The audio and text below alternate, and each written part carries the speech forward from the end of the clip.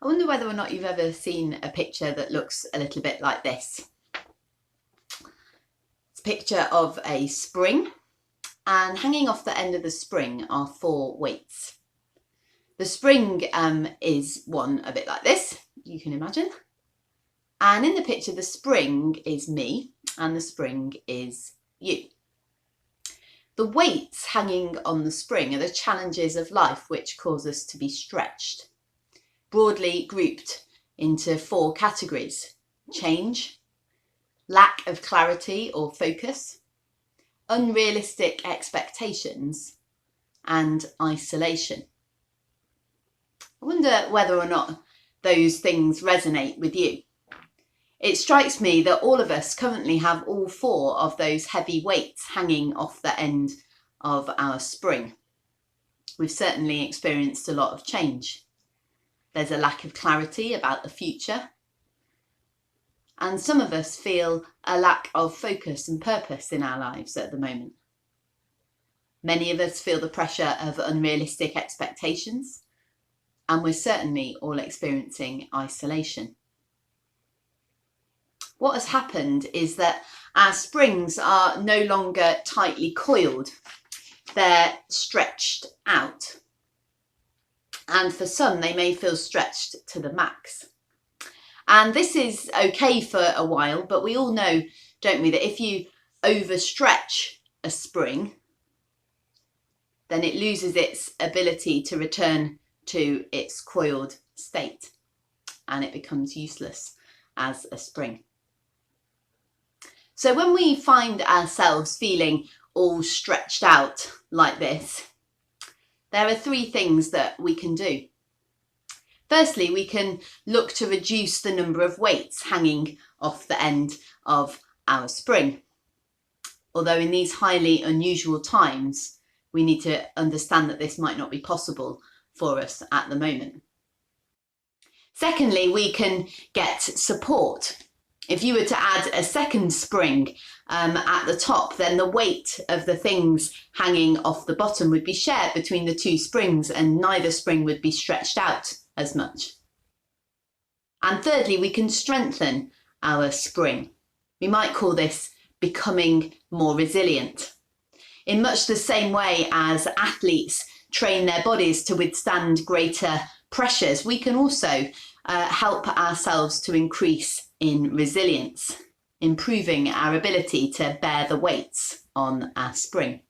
I've spoken to a few people this week who are in agreement with me that week 3 of isolation is getting a lot harder than weeks 1 and 2. And I wonder whether or not that feels the same for you.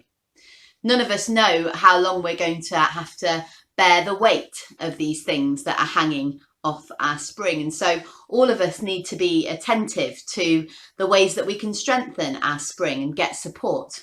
Otherwise, we run the risk of our spring getting overstretched and permanently out of shape. There's no shame in acknowledging our need of support from others and from God. It's a basic human need, and it's one that Jesus demonstrates most powerfully in the Garden of Gethsemane, when he says to his disciples, "Stay awake and pray with me." And then he cries out to his heavenly Father, "Take this cup of suffering away."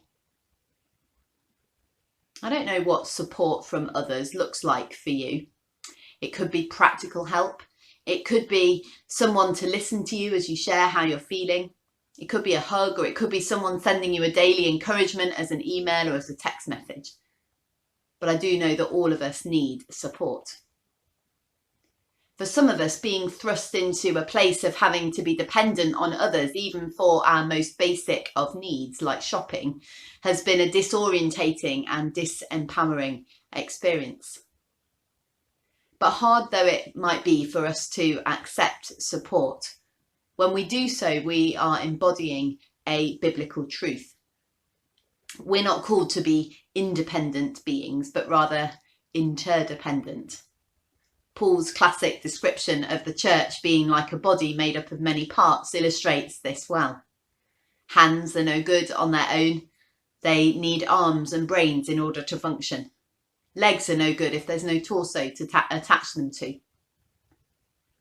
At first, it might not be obvious what it is that you can offer as well as receive. But I can assure you that there will be ways that you can support others, even if you are in a place of great need and dependence yourself. Perhaps the best and most powerful way that we can support is through prayer. For example, you might not be able to offer your services as an NHS volunteer, but you can certainly pray for all those on the front line. So we've recognised that during this season, we might not be able to reduce the number of weights on our spring, but we can get support and give support. And we can also strengthen our spring by increasing our resilience. There are all kinds of things that we can do to improve our resilience, and there are countless secular books that have been written on this subject. But for Christians, I believe that our resilience improves as we daily remind ourselves of the truth about who we are, the truth about who God is, and the truth that this life is not all that there is. This is summed up for me in Paul's words to the church in Corinth, in 2 Corinthians. He writes, God's grace is sufficient for you. God's power works best in weakness. So now I am glad to boast about my weaknesses so that the power of Christ can work through me. That's why I take pleasure in my weaknesses and in the insults and hardships and persecutions and troubles that I suffer for Christ. For when I am weak, then I am strong.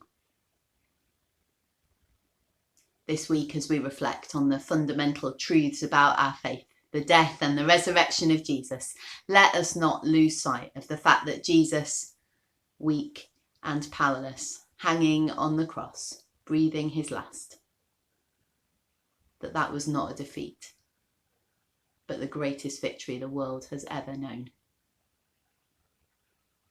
Christians believe in a God who can turn disaster into triumph, a God who invites weak, frail human beings into his divine love. Ultimately, our springs will only be strengthened and our resilience will only improve when we throw ourselves onto the love and the grace of God, daily dependent on him for all that we need.